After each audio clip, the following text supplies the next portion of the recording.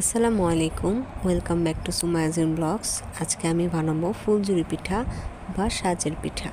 আর এই পিঠাটি খুব অল্প সময়ে একটি ডিম আর ঘরে থাকা কিছু উপকরণ দিয়েই খুব তাড়াতাড়ি বানিয়ে নেওয়া যায়, আর খেতেও খুব সুস্বাদু হয়। সো চলুন কথা না বাড়িয়ে শুরু করি। আজকে আমি তৈরি করব ফুলঝুরি পিঠা বা সাজের পিঠা।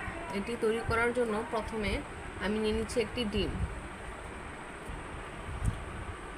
এখন আমরা দিচ্ছি স্বাদ মতো চিনি। আপনারা যে যতটুকু মিষ্টি খান সে ততটুকু চিনি দিয়ে নেবেন। আমি আমার মিষ্টির অনুপাতে চিনি দিয়ে নিচ্ছি। লাগছে অল্প একটু লবণ ব্যালেন্স করার জন্য। এখন আমরা এই চিনি আর লবণ ডিমের সাথে খুব ভালো করে মিশিয়ে নিচ্ছি।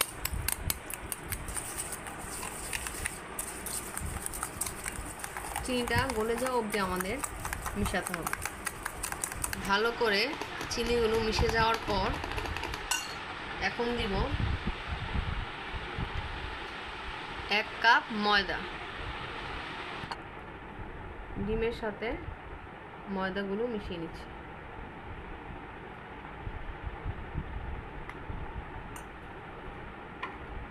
এখন দিব 1/2 কাপ চালের গুঁড়ো।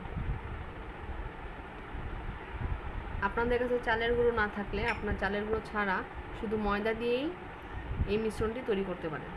এখন মিশ্রণটিকে গোলানোর জন্য আমরা অল্প অল্প করে দিয়ে দিব দুধ।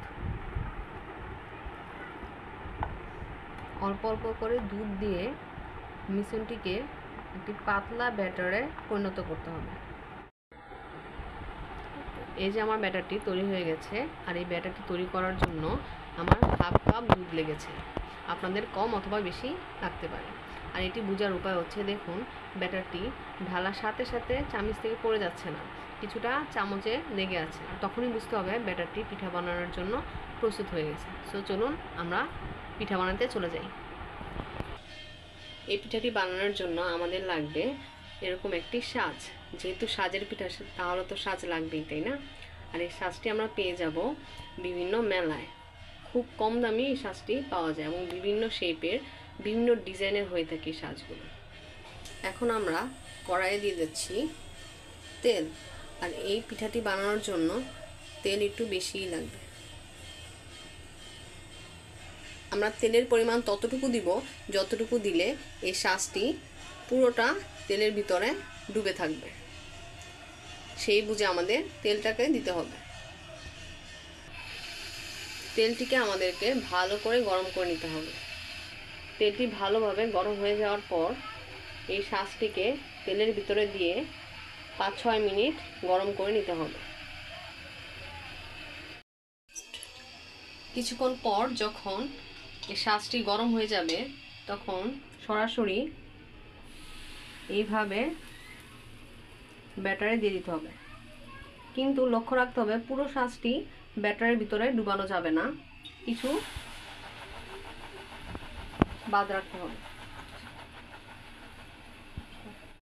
দেখুন আমার পিঠাটি ফুলে গেছে। এখন এইটাকে উল্টিয়ে পাল্টিয়ে কিছুক্ষণ ভেজে নিলেই পিঠাটি তৈরি হয়ে যাবে। আপনাদের সুবিধার্থে আমি আরেকটি দেখিয়ে দিচ্ছি। সাজটিকে আমরা গরম তেল থেকে তুলে ডিরেক্ট ব্যাটারে দিয়ে দিব। বাট পুরোটা সাজ ব্যাটারের ভিতরে ডুবানো যাবে না, 90% ডুবিয়ে 10% ফাঁকা রাখতে হবে। দেন তেলে দিয়ে দেওয়ার সাথে সাথে দেখবেন সাজ থেকে পিঠাটি সরে গেছে। কিছুক্ষণ উল্টিয়ে পাল্টিয়ে ভেজে নিলেই আমাদের সাজের পিঠাটি তৈরি হয়ে যাবে।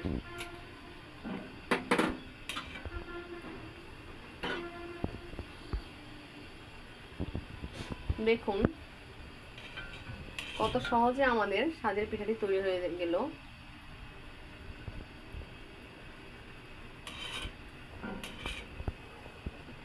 পিঠাটির মধ্যে একটু লালচে লালচে ভাব আসলেই পিঠাটিকে তেল থেকে তুলে নিতে হবে। এই দেখুন আমাদের পিঠাটি তৈরি হয়ে গেছে। দেখুন কত সহজেই তৈরি হয়ে গেছে আমাদের ফুলঝুরি পিঠা বা সাজের পিঠা। এই পিঠাটিকে আপনারা এয়ারটাইট বক্সে ভরে প্রায় 2 থেকে 3 মাস সংরক্ষণ করে খেতে পারবেন। কতটা ক্রিস্পি হয়েছে আমাদের এই পিঠাটি, শব্দ শুনে নিশ্চয়ই বুঝতে পারছেন এটা কতটা ক্রিস্পি হয়েছে। এই দেখুন। আশা করি আপনার এই পিঠাটি বাড়িতে বানাবেন এবং আমার কমেন্ট বক্সে এসে জানাবেন কেমন হয়েছে। আজকে এই পর্যন্তই। আসসালামু আলাইকুম।